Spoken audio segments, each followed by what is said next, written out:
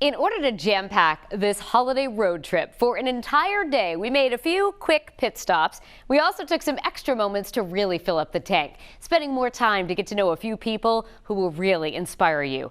During our 10 hours of traveling, we gathered a collection of uplifting stories, and these are some of the many faces that we met along the way, as we showcase an entire day of just good news, of hope, healing, and some really great holiday cheer.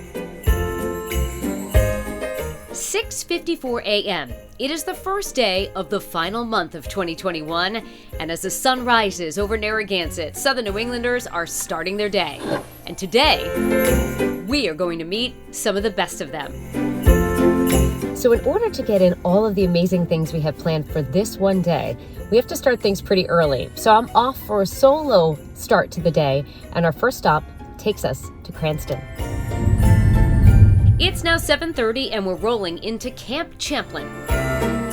The Boy Scouts came through for Rhode Islanders in a big way in 2021. You may not know, but this year's Scouting for Food drive was one for the record books. Wait till you hear how many people these hardworking kids were able to help this year. We were blown away with the support of the Scouts in the community, and we've collected over 182,000 pounds of food this year, which is more food than we collected in 2019. It can help feed, I think it's over 54,000 Rhode Islanders alone. So they just went all in this year, and the community just helped out big time.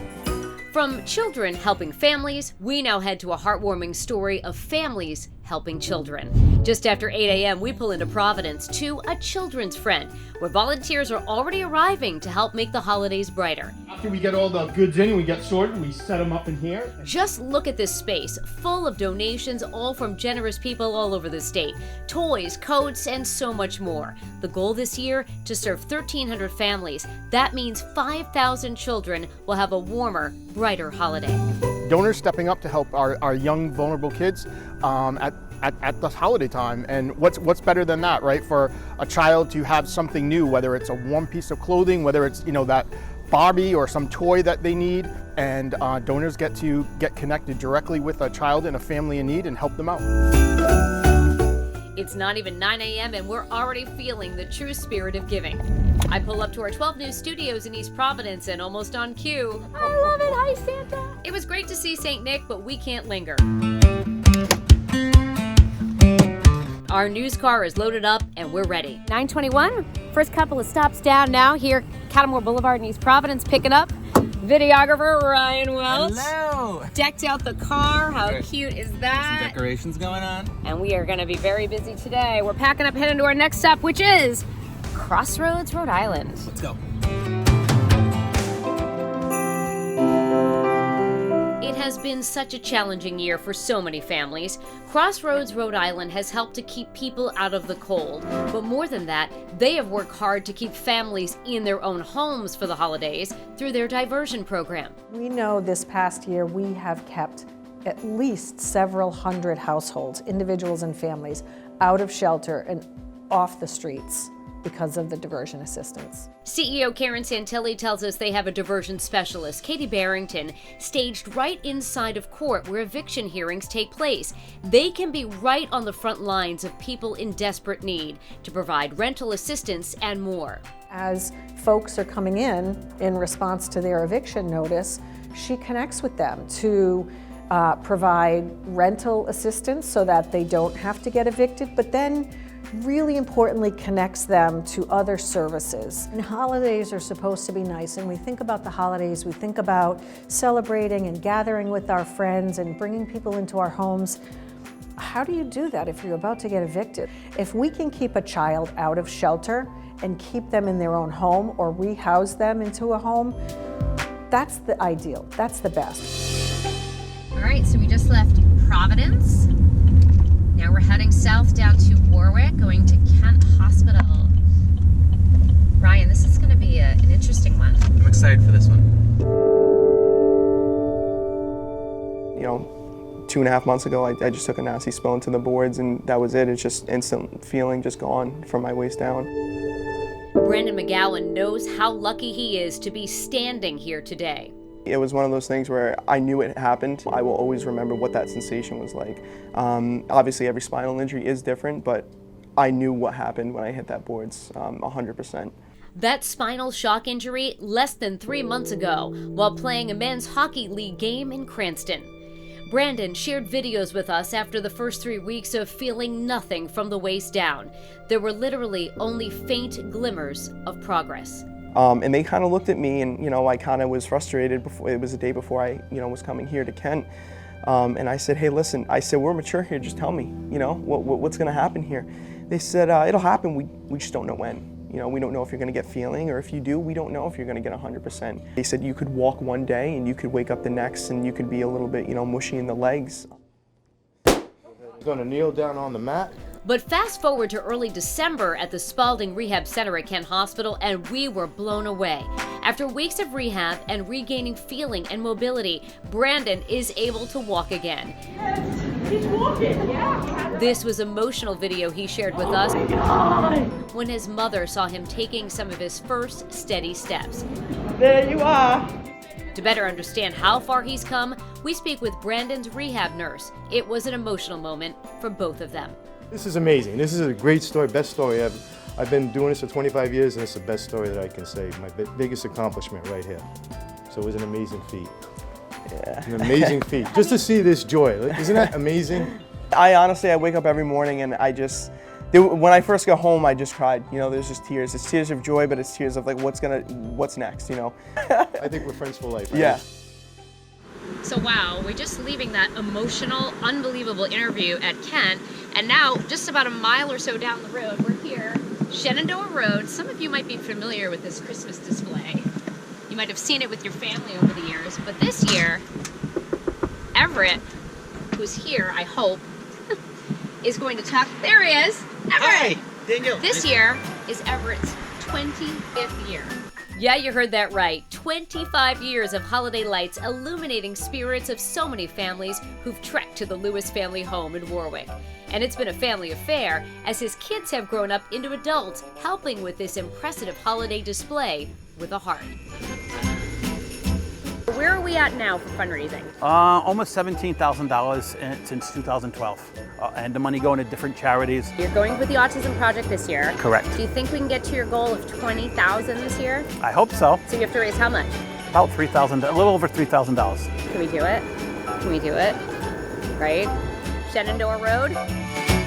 And the kids this year suggested we do contactless donations also, so we're using Venmo as another way so people don't have to get out of their car or don't have to touch anything. We do it for the community, we do it for our family. And as we head from a special holiday display, we go across Warwick to West Shore Road for a truly special holiday delivery. Jen FONSECA created the Hero Package Foundation after a meeting with a little girl with cancer. She met her while on the job as a Providence police officer. That first day that I actually met Emerson was actually November, and I visited for Thanksgiving in the hospital at Hasbro.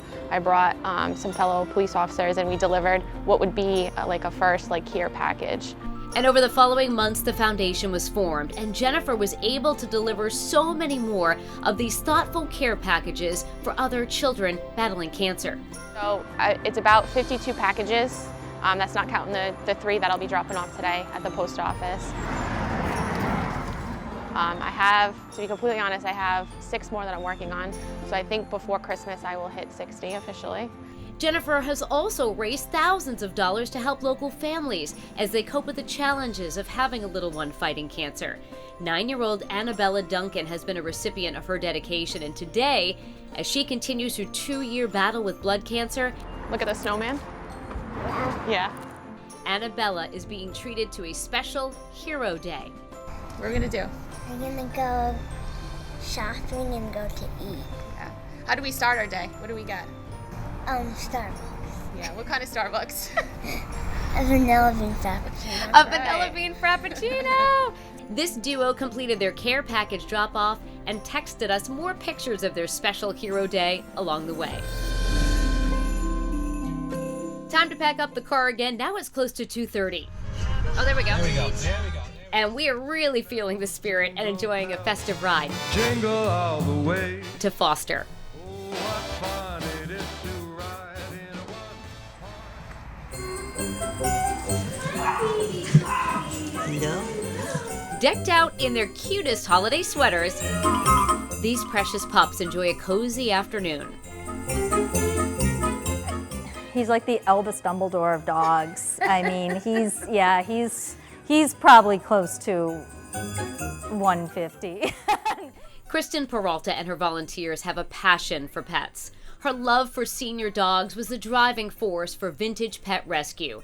It's a Rhode Island-based retirement and hospice home for senior dogs. And this year, her mission has evolved even more, as her rescue has helped to place close to 100 of these special animals in forever foster homes. I think it makes me the happiest when I have 20-somethings come to me. We just had a girl, recent college graduate, just adopted one of our 14-year-old dogs, and I love that because it's so special. You think, oh, older dogs, older people, but we have a lot of young people that come and adopt these dogs and give them the best months or years of their lives. Through her popular social media page and numerous generous donors, Vintage Pets has been able to pay for more than $250,000 in critical care for these aging animals. For these little guys who've spent their lives giving unconditional love, it's clear so many Rhode Islanders want to give that love right back. I mean, some days it's really, really hard and it's exhausting, but then we get that, that response that, oh wow, what we're doing is really special, and it resonates with people. And we have met some pretty amazing people all throughout this holiday road trip today. And we have one more stop to make, just over the border. And now, as the sun sets, we're here at La Salette Shrine, where they're celebrating their 175th anniversary this year. A place where so many Southern New England families take a holiday road trip of their own to have a moment of peace and light.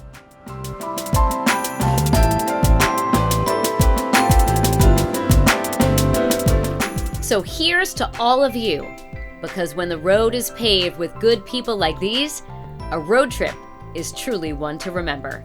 I'm Danielle North.